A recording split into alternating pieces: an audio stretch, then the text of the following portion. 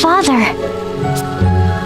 It is said that the mystic thread used to weave the garb of the Vestals comes from this cave.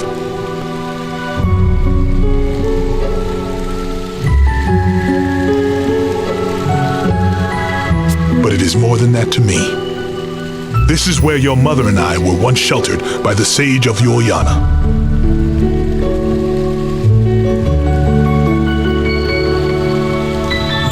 It is the place where we were blessed with a strong, beautiful daughter.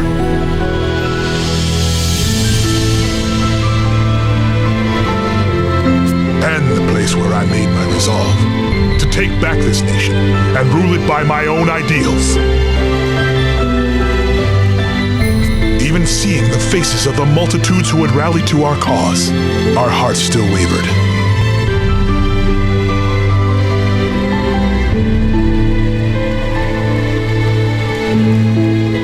Dare we pitch our outnumbered forces against a great religious order with the power of the crystals at their command?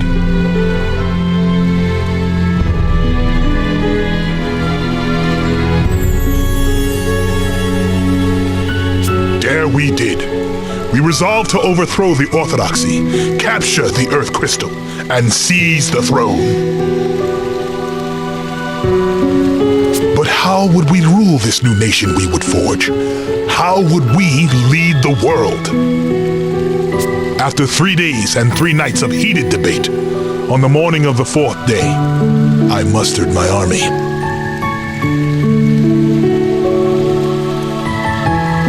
So this is where it all happened. I see you have found the Grand Marshal's sword and shield. And yet you have equipped neither. Tell me, Idia, is this how you would answer me?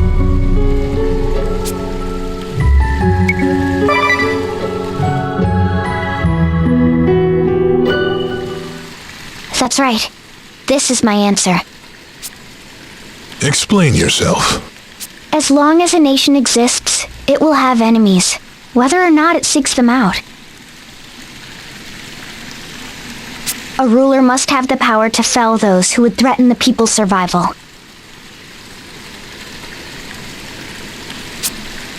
This is why I sought the Grand Marshal's sword.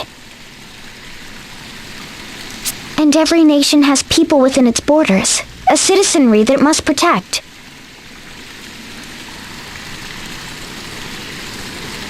To keep its subjects from harm, a ruler must carry a strong, sturdy shield.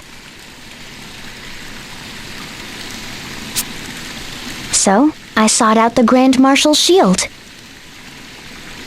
But when I took these 2 great relics, sword and shield, into hand, I suddenly felt afraid. You wielded a mighty sword and a stout shield, yet grew fearful. Intriguing. I thought back to what I had seen in my travels across the realm, and to what I had read in the histories.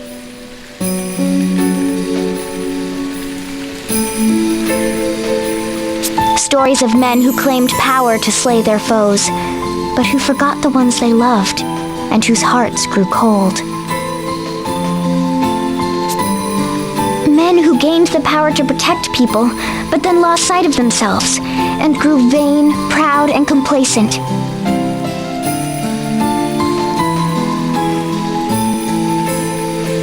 They put too much faith in the power they'd achieved. It became all-consuming. It was all they cared about. That was what I was afraid of. Justice must be supported by might and authority, but when it is delivered at the point of a sword, it is not but coercion. You are right to fear power. Yes, even power sought in pursuit of justice is not immune from corruption.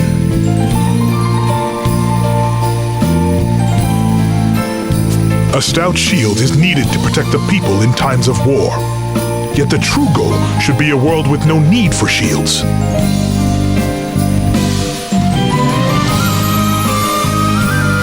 The noble course is to believe in the ideal. Find that stout shield, yes, but do not bear it.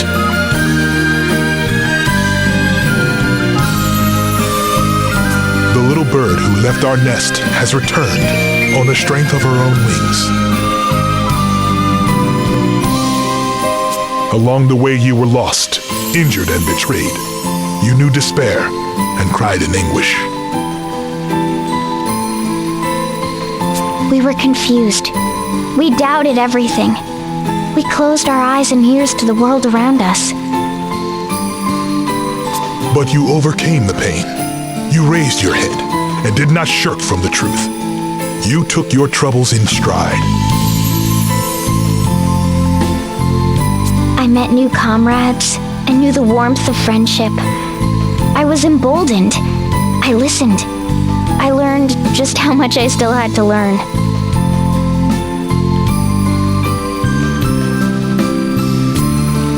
I felt the love of my master, my friends, my family, and my father, who I always looked up to and strove to follow. Your journey is over, my daughter. But you have one more trial to face, together with the friends who stand beside you.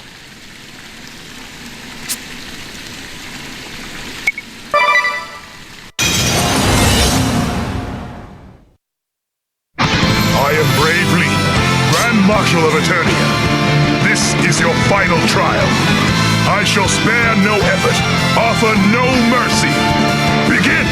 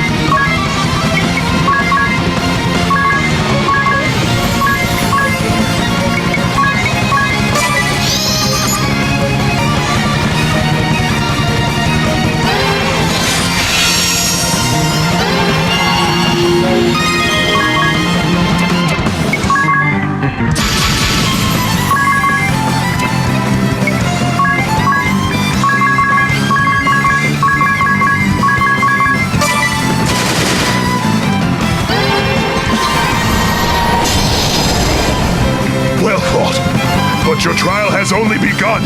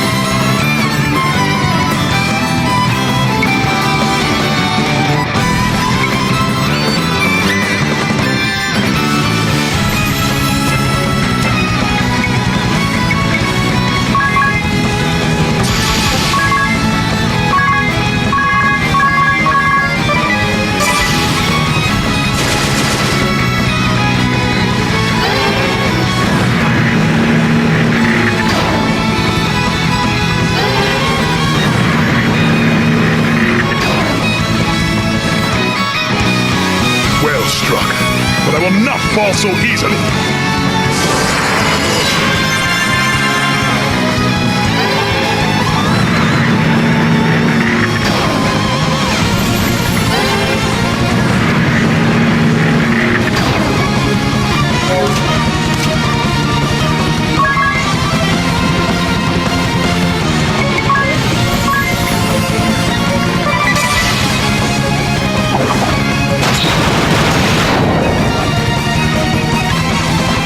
You have grown strong, my daughter.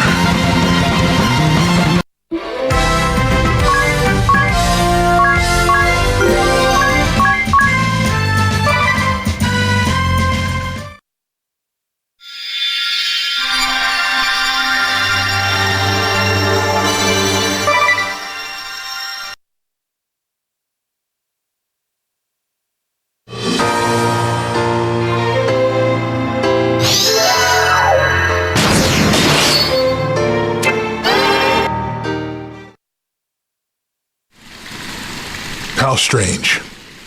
For the first time in my life, I feel no regret or frustration in defeat. Perhaps this is what I had hoped for all along. Father. It is nothing. For being told I might never wield a sword again, this body served me surprisingly well.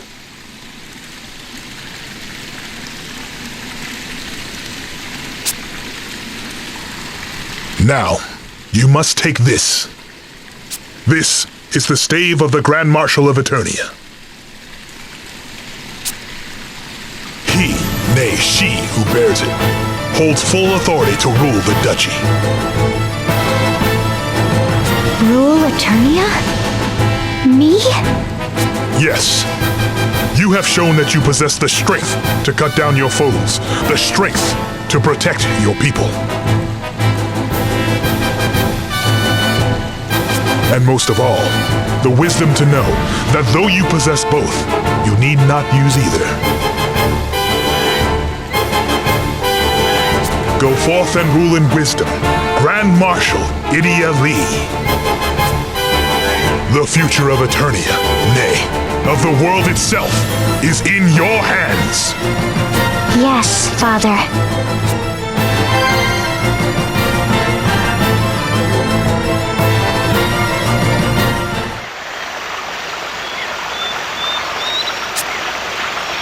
Why, Idia? Mother? What's going on? Your father and I have decided to move out here to the woods. Seriously? But isn't this the Wise One's place? It certainly is. Or was.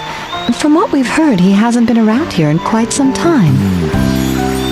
I've been thinking of renaming the place Brave Lee's Needleworks.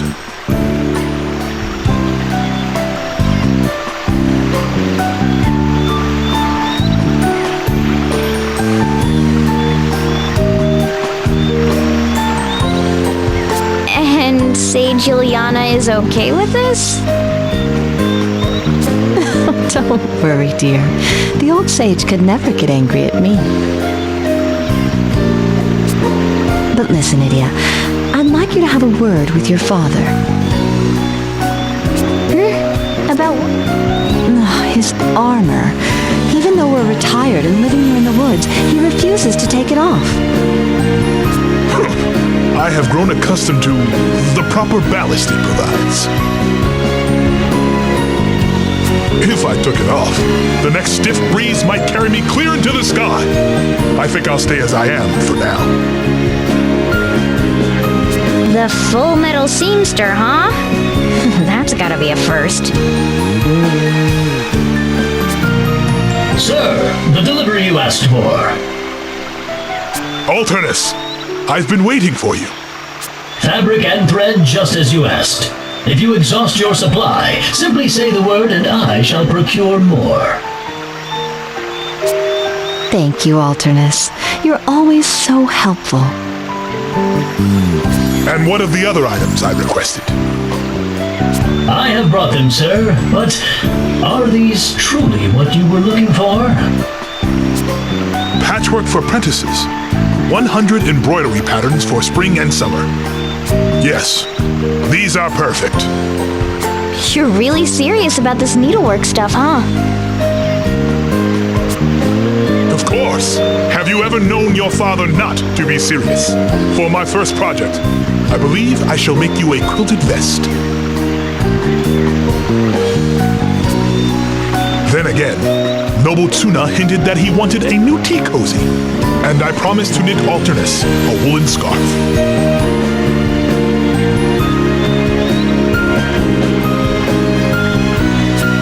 Before that, the armor.